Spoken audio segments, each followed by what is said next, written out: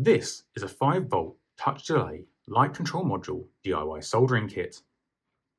I've recently purchased this kit from AliExpress, and including all discounts, shipping and taxes, it cost me just £1.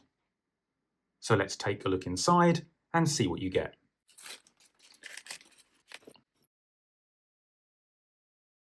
Okay, just a few components in this package. Let's take a look at these instructions here. Oh, and hiding a resistor. So it looks like we have the circuit diagram and we have our bill of materials, but the instructions themselves are of course all in Chinese.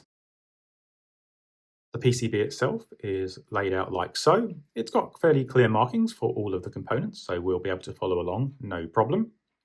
And if we look on the other side, we can see it is indeed a double-sided board, although it appears there are only a couple of small tracks on the rear of the board. This area here is our touch sensor, and we have spaces for an IC, some resistors, capacitors, and so forth. So let's look at those components that we need to install in the board. Well, first up here we have a little clicky switch. This one is the latching variety, so it's likely the main power switch. We have 3 resistors here, and we'll take a closer look when we get round to installing them. A transistor, an LED, a regular signal diode, an electrolytic capacitor, a terminal block for the power connections, a rotary potentiometer or variable resistor, a socket for an IC, and an IC. If we take a closer look at this one, we can see it's got fairly bent pins, so we'll need to straighten those out before we can install it on the board. So let's turn on the soldering iron and get started. So here is our signal diode, and if you look carefully, hopefully you can make out there is a black band on one side. And the black band here is on the right-hand side, and that needs to line up with the band as identified on the silk screen on the PCB. So that means our signal diode needs to go in this way around.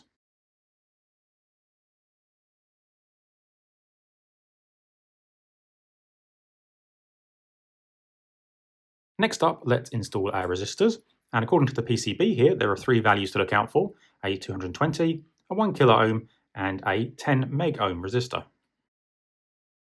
Taking a look at this first resistor, we see red, red, black, black with a brown tolerance band, and that indicates 220 with 0 additional zeros, and so that's 220 ohms.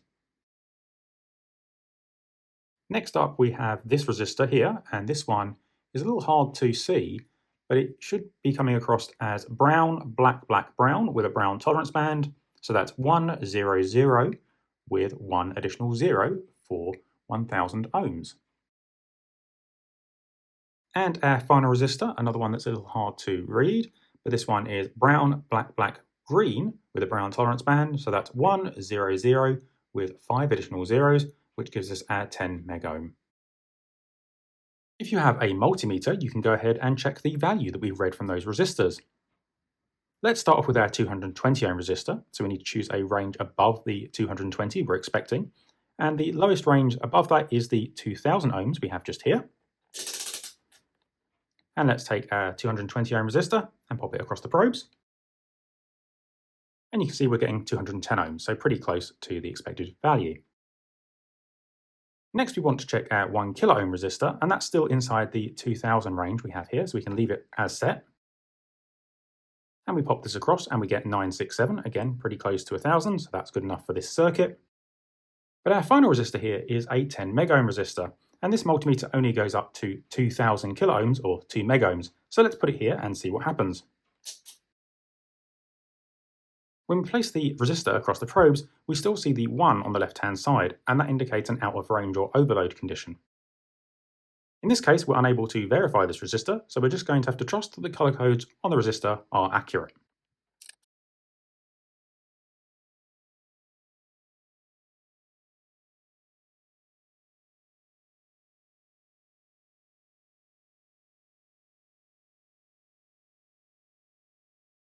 Okay, next up, I think I'm going to do this socket because it's in the middle here. So let's go ahead and do that. And our socket is just here. And fortunately, the legs on this one haven't got too bent, but I'm just going to tweak them with some tweezers here, just to make sure they're nice and straight. And if we look on the socket here, hopefully you can make out there is a notch on the left-hand side in the way I'm holding it. So just up here. If we look on the PCB, there is a little notch out the silk screen on the left-hand side as well. And so I need to install the socket in this way round.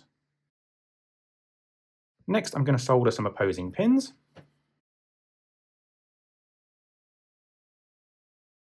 Then, to make sure the socket is as flat as it can be, I'm going to apply some gentle pressure here with my finger while I reflow these joints with the hot soldering iron.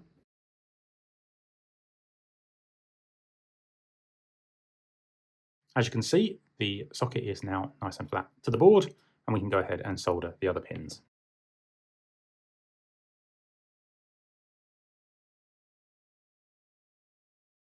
Okay, next up, let's install our transistor. And we only have one transistor. Apparently this is a 9013. Let's have a little look and see if we can make it out on the package itself. And hopefully you can see there, that is a 9013 transistor. Now we need to install the transistor in the board with the same outline as shown on the silk screen. And so you can see there's a half moon shape or semicircle at the top and a flattened side on the bottom. And I'm holding the transistor in the same orientation. And then we push the transistor down just until it's comfortable. We don't want to bend it too far or break off those legs.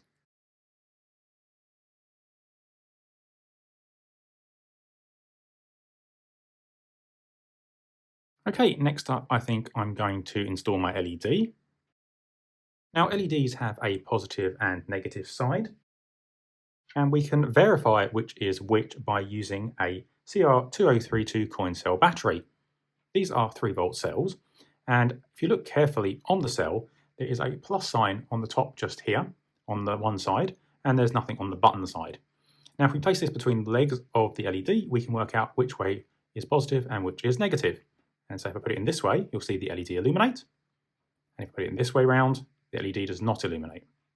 So if we put it back on the illuminating side, we can see this longer leg at the top here is the positive leg, and the shorter leg at the bottom is the negative leg. If we look carefully on the PCB just here, there is a very tiny plus sign for the LED, and of course that needs to be associated with that longer leg. So let's just pop it in like so. Again, I'm going to solder just one leg. Then, to make sure the LED is flat, I'm going to apply some gentle pressure while I reheat the joint. And hold until the solder solidifies. Now we can go ahead and solder the other leg.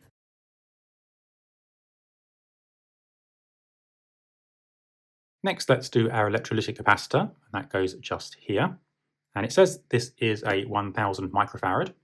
And if we look on the capacitor here, hopefully we will find that it is indeed a 1000 microfarad capacitor.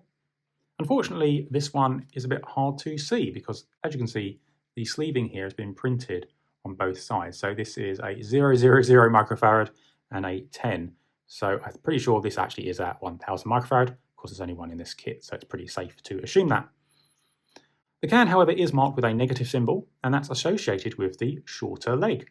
So hopefully you can make that out just there. This means that our longer leg is positive and our shorter lead is negative, just like with our LED. And it needs to go in the right way around on the board.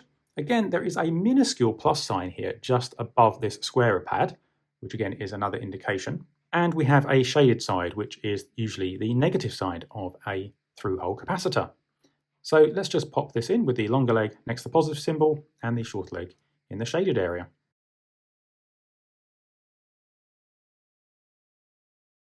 Okay, next up, let's do our rotary potentiometer, the RP here, or variable resistor, and you can see it just here. Now, on this particular one, it's not clear to me what is the indication that's trying to be suggested here, but I think the little nubbin that sticks out at the top is supposed to indicate the adjustment. I'm not exactly sure, but in this type of circuit here, I don't expect it's going to make any difference which way round in it actually goes. So I'm going to stick it in this way round.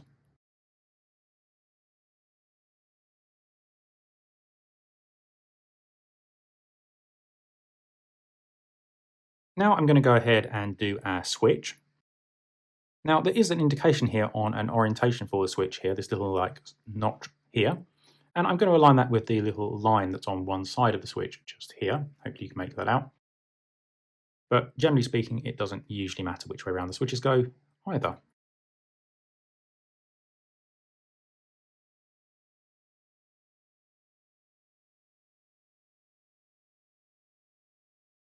The last component to soldering is this little terminal block just here.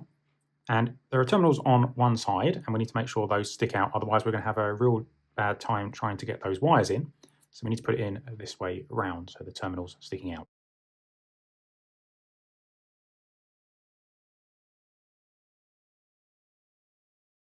Okay, so all of our soldering now is done. The only thing we need to do is install the IC just here. So this IC here is a CD4069, and so this is the chip we need to install. But as you can see, it's got some pretty bashed up legs on the underside here, so we're going to need to tweak those and align them with our tweezers. We're going to be very careful here, we don't want to break off these legs.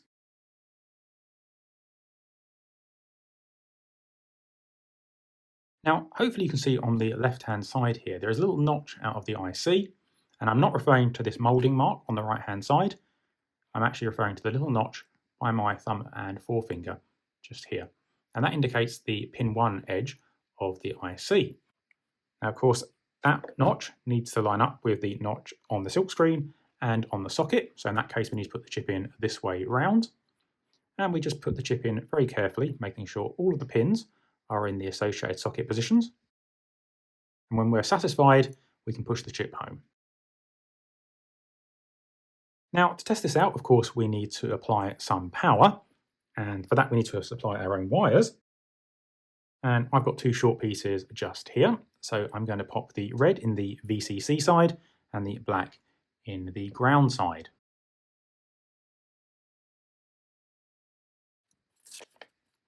I'm unable to spot the correct operating voltage anywhere here on these instructions.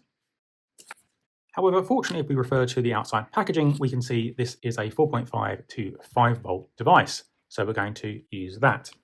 So to provide that power, I have my variable power supply just here. Let's adjust this to 4.5 to 5 volts. That looks like that will do just fine. And then we can go ahead and connect black to black and red to red. Okay, so our LED is now on. Let's try turning this switch off here and see what happens. So that does indeed turn that off. And we have the touchpad here, and I think that's supposed to turn things on and off. But we might need to adjust the sensitivity using the variable resistor. So nothing in that direction.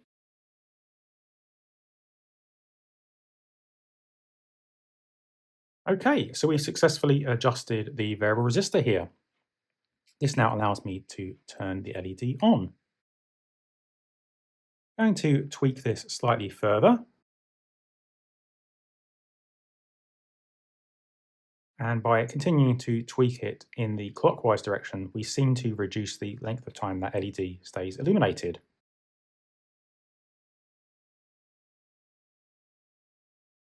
Oh, there we go. I've set it to a nice short pulse. So now I can just use the touch sensor to turn on that LED, and after a few seconds, it will fade out. Okay, so I think this is a fun little kit to assemble. Not too many parts. I think it's not too bad a kit for a beginner. Be nice if there was some English language instructions for this. But overall, I think it's a neat little kit, and I had quite a lot of fun putting it together. So I hope you found this video interesting, and I hope to speak to you again soon in the next one.